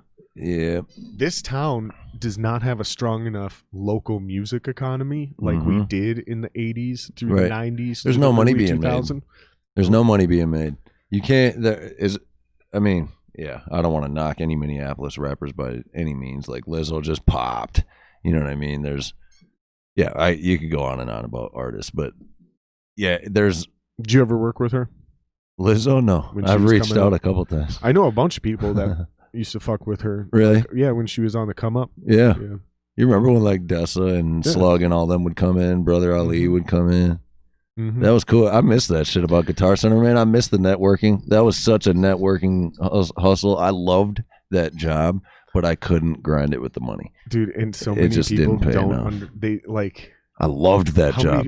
How many famous people, like legit big time famous people, came through that specific Guitar Center that we got to, not only did we get to meet, but some of us became friends with certain people. Yeah. Like, I still talk to a couple of the motherfuckers to this day. day. Bro. And a couple of motherfuckers are willing to come on the podcast. Well, and that store specifically is where all the old, ask them to come on. Yeah. That store specifically that we were in, we got a lot of the old school business. You know what I mean? A lot of those cats that came in, like we had Prince's tour guys, or that whole band, the whole band. Yeah, they were running their guitars through there. I remember that. We sold them a pro audio system for their tour bus in Europe. I went down there and shot a music video. I remember that. Yeah. I had to fucking leave Guitar Center, drive all the way home, get my gun, drive all the way back out to Paisley Park during a ridiculous thunderstorm, all to sign this fucking obnoxiously disgusting non-disclosure agreement. Like, you just broke it. He's dead now. It's over. I know. The estate can't hold me responsible for something. Just you know what I mean, dude. Half of them are just so. Good luck, sue me. Good luck. Right, take it all. What do you want? Yeah, bro. No, I love that job though. It was fun. I met so many fucking cool people, dude. I sold so many instruments to so many cool people. Yeah, man, for sure. Yeah, I can't name drop because some of these people. Yeah, I know. Some of these people have said they'll come on the podcast. Yeah. One of them I got to figure out how to get to him. Another one I have to wait because of COVID. Sure. There's some extenuating circumstances going on there. Yeah. That's cool though. I mean, I'm sure that's a good spot for you to start. I mean, yeah, and that's the thing is like, I'm not exactly starving for guests. Like, right? I'm fucking booked out. Dude, it was so funny. So I'm completely booked through October except for one date. Yeah. One date, which I might not even fill just because like I don't need to do one on this date. But sure. I have one available date left. Because someone canceled actually. But long story short, yesterday I started booking November. Wow, nice. And that's good. And now it's like almost full already. See, like, it's just like it like took me one day. It used to be a grind. Yeah, but I got that shit down. Now people are like in the loop, and I'm doubling back. Yeah, it's gonna keep evolving. So I'm already booked out, fucking through. I think almost fully through mid-November, almost into December now. Yeah. So it's like when it'll these guys, keep evolving too, and that's the thing is when people tell me they're not ready. Yeah. They're like, dude, there's no way I can do it this month or next month. It's like no problem. Okay, that's just somebody else I can hit up in January or whatever, or December or whatever. That's fine. There's no problem with that. The only issue I've ever run into on any of it is when I hit them up, like, hey, we've been talking about it for a while. I'm like, can you do either of these two dates? And they're like, let me get back to you. Right. And then they don't. And then it's like a week later. Yeah. And then they hit me up and they're like, hey, I'm open on those dates, either one. And I'm like, I already filled them. Right. Yep. And they're like, oh shit, my bad. Shoot me a couple more. And I'm like, okay, now I'm open these two dates. Yeah. And he's like, all right, I'll get back to you. And then it's like another week. And he's like, yeah, okay, I'm good for one of those. Right. I'm like, they're filled now. Yeah. Like, how many times? And this is going on for weeks and weeks, and they're still not on the podcast because of it. And it's like, dude, just give me a yes or no on those dates right away. Yeah, I get it. It's not that hard. It's not that hard. Yeah. Like, I understand you guys are busy and you can't do it. You got shit going on. You and I talked about that before the podcast. We talked about it on the podcast a little bit. Yeah. My only thing was like, it's a non-issue. Yeah. It's a non-issue.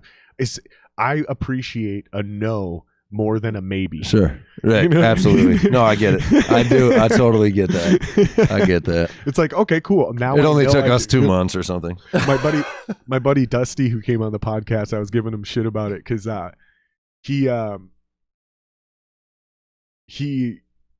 made the cardinal error of holding a date for him. Yeah. And then, whoops. And then, and he's like, okay, I'll get back to you. Yeah, put me down. Hold that date for me, and I'll get back to you.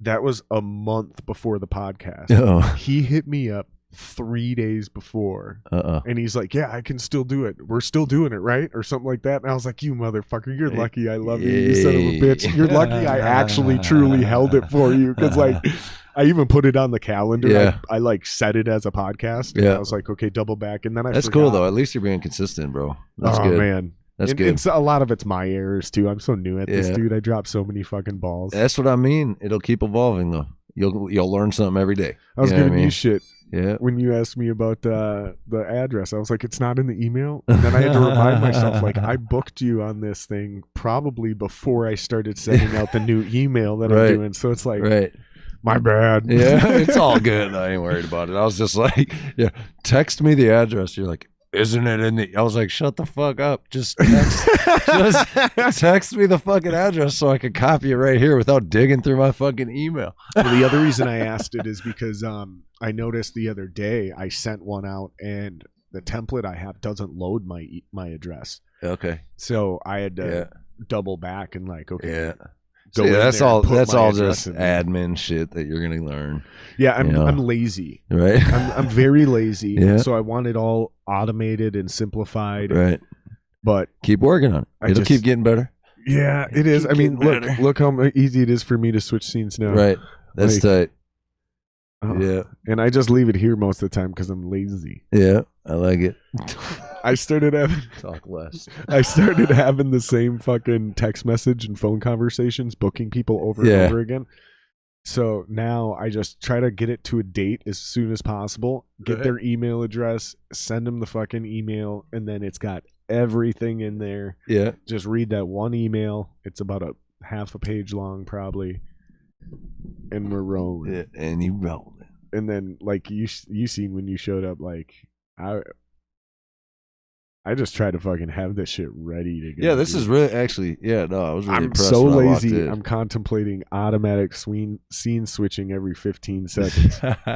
So it'll go from me to you to the overhead. Sure. To this you could every 15 you seconds. could be all into it too. That's what I felt like when I was running the show, but I was the only one sitting there. We weren't doing guests. We were playing music that people submitted, and then it was blast or trash. So people in the comments would say blast or trash. Sure. And then there's a delay in the Facebook feed. They were, and then I'm running icons. Says, oh, blast. And somebody says trash. So I'm running fucking a 9 key. I'm running these keys. I got all different scenes set up. I got a huge projector running shit on the same network that's about to fail. It was like, I had a big, it was funny. Doing all tie-dye shit in the background. It was fun. Here's what I noticed. If I sit here and really try to focus and switch these cams, I'm dividing my bandwidth into running the show and producing the show, which there's already a natural amount that happens because I got to jump up. You know, while people are talking and shit, I got to double check that everything's still appearing that it's working, right? Mm-hmm. And I do a shit job of hosting. And I do a shit job of interviewing and hanging out and being present with my guests. Yeah. And then there's this other theme I've noticed in the few I can't watch my podcasts anymore. I annoy myself. Oh, dude. I drive myself nuts. I know that. Because I'm aware of all the issues I need to work on. Yeah. But I can't just flip a switch. Yeah. I just got to keep doing podcasts and just keep practicing and things like that. So every time I continue to see myself do the same things, it drives me nuts. Yeah. And so but I've noticed the theme is when I'm having the most fun is when the production quality goes down because I like say fuck the cameras and I just hang out like we are now. Right. And then the ones where I'm like really dialed in and I'm like doing a better job. I wouldn't say a great job, but a better job of interviewing. Right. Like those are the ones where I'm not saying I'm not having fun, but I'm definitely not having like as much fun because I'm definitely more focused on like what's happening and producing. My camera works a lot better, shit like that, right? Yeah. But yeah, man, there's been a few where I'll be sitting here talking to somebody and we'll just be having so much fun and I'll be talking for like 3 to 5 minutes straight. Right. But the whole time I left the camera on you, or vice versa. Damn it! Don't do that. Right? Son of a bitch! Oh, I'm gonna be sitting there watching. Right. So it's just like the other person's talking, and it's just me. Like, yeah. And they just keep seeing me smoking cigarettes and shit, and the other person's the one, or vice versa. I do it all the time, dude. I'm the worst. And here's the thing: is like we've talked about this a lot. Like, I need a producer, but it's impossible. It's an impossible ask because of the way I schedule the podcast is pretty much around my guests. Yeah. So I would need somebody flexible as fuck. Live in. Yeah. Right. That can just like jump in and do it. That can run the technology too. Or I need to be able to pay somebody to be at a spot. Cause here's how I book it is I'm willing to have guests on Monday through Saturday, 12 to 7 is when I start them. Sure. So they'll go as late as 10 or 11 at night, but we don't do one every day. Yeah. And we rarely do 2 a day. Right. So even though I say you got to be available to do the podcast between noon and blah, blah, blah, blah, blah, I book a month or 2 out. So like this person would have a full normal life. Mm-hmm. because this is all they would have to worry about is you just got to be here right between in this these window. times. Yeah. And you can do other shit when we're not shooting the podcast, but I have to be able to pay that person. Right. And I have to be able to pay that person well, Bro, because they need to be able to do their job that's well. why I film my own videos. You know what I mean? It's like it's so much, dude. I can't even teach somebody to shoot it the way I would think I would want it either. You know what I mean? Somebody will be like, well, dude, I'll edit your videos for you. Yeah. And it's like, okay, but are you good? Mm-hmm. Like, and I'm not saying that to be a dick. Bro. I'm saying like, are you better than me? It's like Eminem has people freestyle against him, and he won't even consider him unless they could beat him in a freestyle on the spot. You know what I mean? It's like, I was just thinking, if I could have a video off with any editor, I would love that. If we could take the same footage, like here's my camera footage, let's edit this video and see who comes up with it to this song, same song, same footage, different video. You know what you need to do? Here's what you need to do. There's a huge fucking niche on YouTube right now for guys who teach you how to make videos. Yeah, no, I've already thought about putting together a program. Start one of those channels, dude. I'm telling you. I subscribe to several of them. Yeah. And I watch the videos. But see, it's just like Pro Tools, bro. I've taught myself the wrong way. If you look at one of my video sessions compared to any other video editors, it doesn't make sense. Gotcha. But it works for me, and I know how I can get it to do what I want, right? I can get, like, I'm becoming fluent in my video editing software, but I do it my way, not the way they teach you. You know, same with Pro Tools. You look at my shit, like, how can I get a CPU overload so you when use Final Cut, but you use Pro Tools? How come you don't use Logic? Oh, I never changed my ways. Oh, okay. I've been teaching myself the wrong way of doing Pro Tools since I was 15. I mean, Pro Tools 5.1, bro. Pro Tools and Logic are basically the same thing. Mm-hmm. It's just Logic just works better with Mac because it's for Mac. Yeah, you know, that's the only reason. No, absolutely. No, I just bought a better board though. It's only like $200 too. I know. Is it? I thought it was $100, but they might have dropped the price on it. It was $200 when I bought it. Yeah, but and Logic is powerful too. Dude, it really is. It's really powerful. Here's the thing: is like Pro Tools, I would argue, is not superior to Logic or absolutely. Ableton, I wouldn't say it is, or any of those. I wouldn't say it is. They're all different applications, right? But still, a lot of the people I work with are still using Pro Tools. Yeah, but that's like Mountain Dew versus fucking Mellow Yellow or Pepsi Coke. You know, it's people have loyalties, they have preferences, and that is fine. If that's your argument, like I prefer this, just move waves then. Right. If you're like, I prefer Pro Tools because of X, Y, and Z, then cool. Mm-hmm. I'll hear that argument. But if you I prefer Pro Tools because I know how to use it my way. Right. If someone were to tell me Pro Tools is superior because of X, Y, and Z, I'd be like, I don't know about all that, man. Yeah. Because I've seen some people do some wicked shit with Ableton Live. Hell yeah. I've seen people do wicked shit with GarageBand. Right, which is basically a dumbed down version of Logic. Yeah, it is. That's the entry level version. Yeah. But yeah, dude, like when I used to get put in the position where all of a sudden I'm teaching the recording classes at Guitar Center. Oh God. And I already know I do it wrong.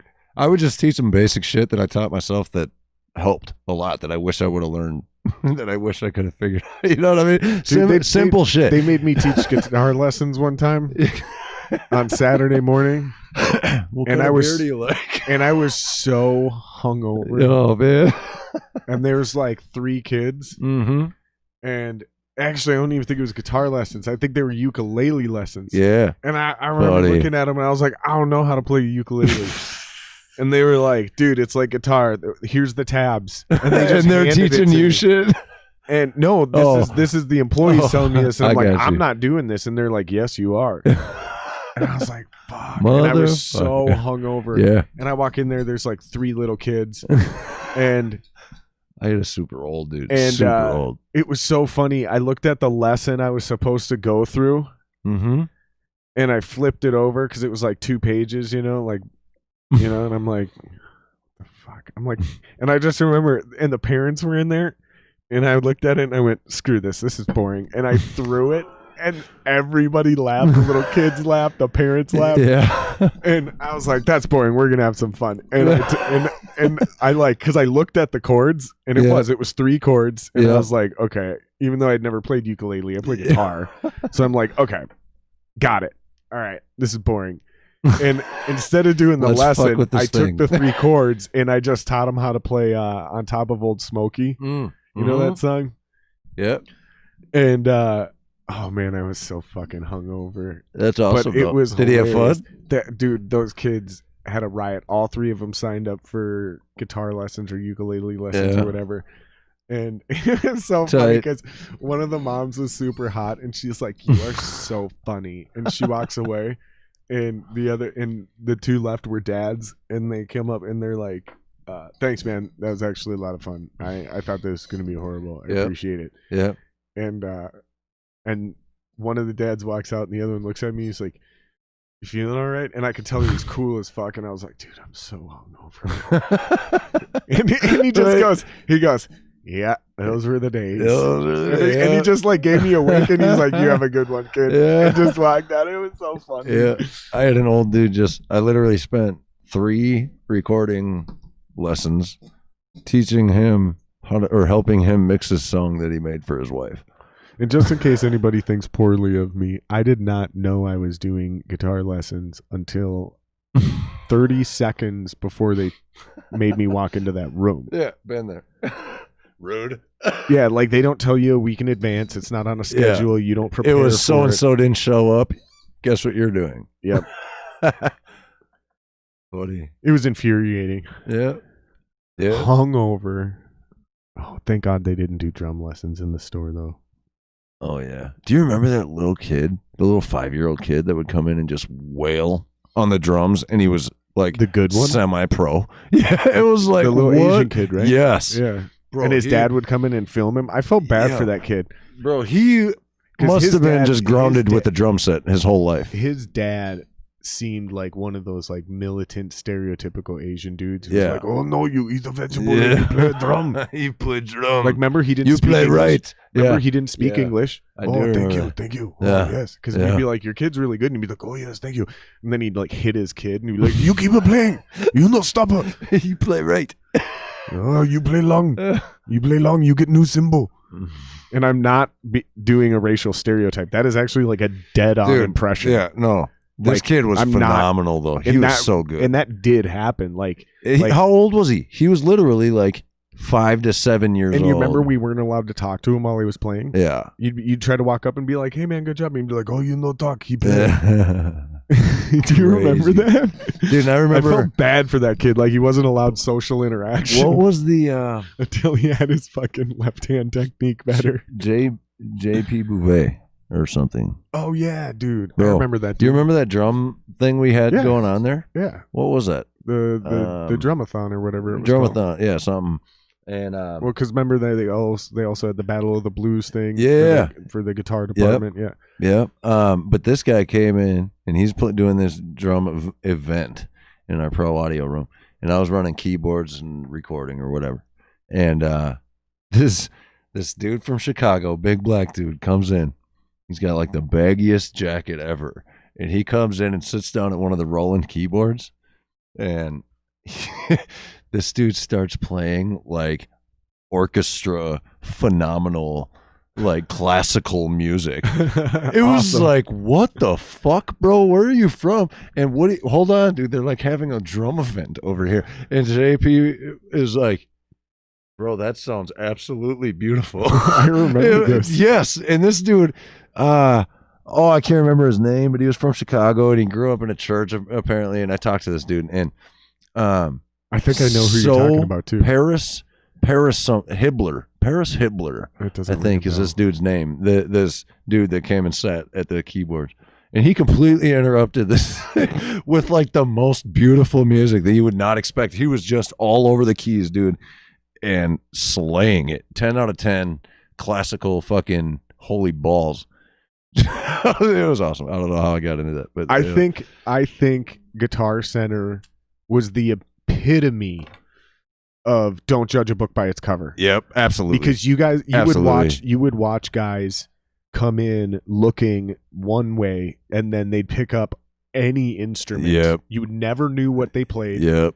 And then, I mean, sometimes you'd be like, this guy looks like a drummer. And sure as shit, he'd walk through and go to the drum department. Don't get me wrong. But, man, there were so many times where some guy would come up in a fucking suit and then sit down on a guitar and fucking shred some of the heaviest riffs you've ever heard. Or go back to the drum room and just blast beat death metal. Brrr. And then same thing.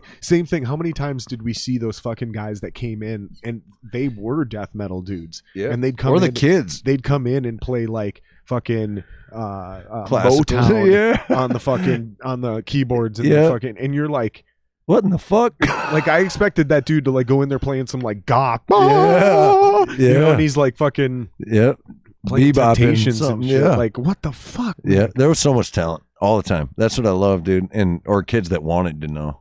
You know what I mean? That's what I liked. Like all these kids that had this dream studio in their mind, and they would just come in there and fuck around for hours.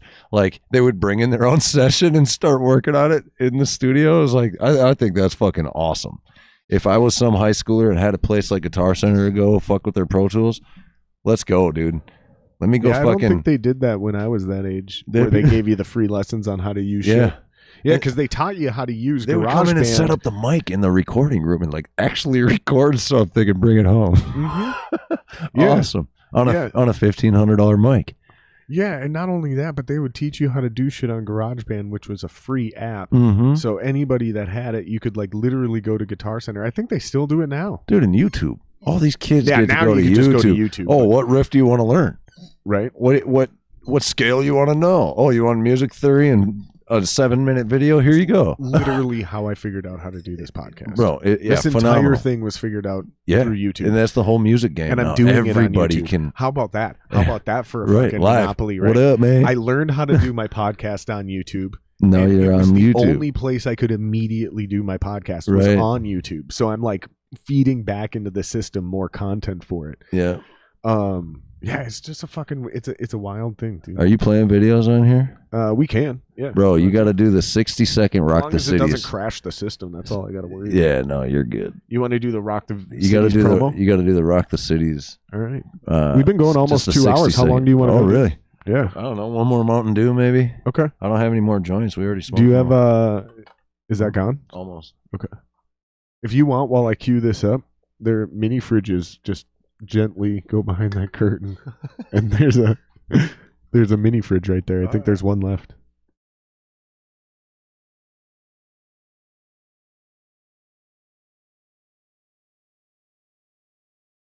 Yeah, no problem, dude. All right, I think we got it here. Or you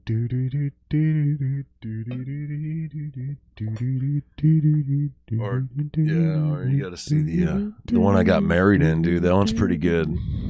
On the island, hands down, the most exotic video I've ever shot. Dude, I got all kinds of cool shit, bro. I got a music video that's completely in reverse. The whole storyline. It started at the end of the story. Look at us. Oh, word. Oh, hey, so there's 3 people watching right now, dude. We are famous, bro. I think there was more, actually. 2 hours into we probably bored them and they tuned out. Yeah, but we're not that interesting. It's my fault. There you go. It's all my fault. Yeah. Just another white rapper, bro. That's probably why you're just interviewing another white rapper. Oh, wait. That's right. I got to go the other thing. I got to go. I am Anthony D. Yeah. Check this out. I'll make it easy for you. Yeah. Click on So far, so good. Yeah. Top channel. Click that. Go to playlists. Yeah. So you got. Go to the portfolio. Hold on. I just saw this. I know where it is. You got to update this, dude. Did you see COVID-19? Here's how we do it. I'll show you. I know what it is. Oh, there goes another subscriber. Here it is. So you have it as a preview? Oh, that's the long version, though. I was just going to play it. Hold on. You have this as a preview? Yeah.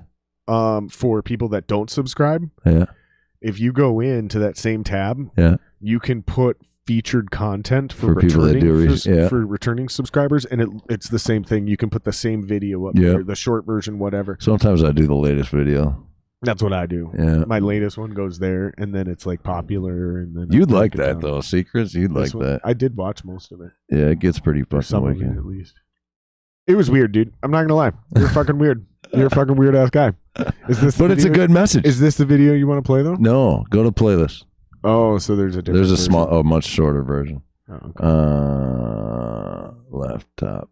This one? Yeah. Play all. I don't want to play all. No. Beer. Dude. See, it wants to play, bro. It's got a mind of its own. It's got urges of its own. What? So, how? Oh, here you go. Yeah, scroll down on here. Keep going. Keep going. I watched this one too. Pretty Ricky. Demo reel's fucking awesome. There, 101. This one. This is the one? Yes, sir. All right. Check this shit out. What's going on, guys? My name is Anthony D. What up? I'm your host. Yeah. You remember that one time Rock the City shut down the middle of Minneapolis and let local performers perform in the middle of the street? Yeah, that was us. And guess what? We about to do it again. Let's go. Rock the Cities is a new original series traveling all across the United States. Unlike American Idol or The Voice that only focuses on artists, we are focusing on artists, bands, and DJs. No specific genre. We want them all. That's what makes us unique.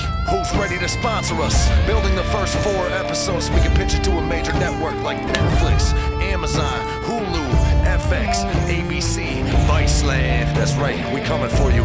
But first, we gotta knock out Minneapolis, Denver, Portland, and Seattle. Yeah, we coming your way. This is just the first 4 episodes of a 15-episode series, so when you share this, don't forget, hashtag Rock the Cities. Oh yeah, not that one, bro. That was a sad one too. Whoa. Appreciate that, doggy. Yeah, for sure, dude. That's it in a nutshell, though. It's cool. Yeah. I still think it's a great idea. It'll be fun. I still think it's a fantastic idea. It'll be fun, bro. Yeah, dude. As far as the music videos go, we got some wicked shit, dude. Like Cindy right here. You heard that? That's my version of Cinderella. I got a horse and carriage. Lamborghini was the Prince C's ride. So it was Prince C and Cindy. I rented the largest mansion in Minneapolis, the Van Dusen Mansion. That's where we filmed. I did watch that. Yep, that one's wicked. Nope, I already watched that one. Yep. Reverse. That entire video's in reverse. Go up. This one? Yep. That whole video's in reverse. We can play a clip of this. No, it's naughty at the beginning. Okay. So it starts at the end of the story. Right? Oh, he's going down on her. Oh, that's you. So this is the end of the story. Now the whole story's backwards. Every shot is in reverse too.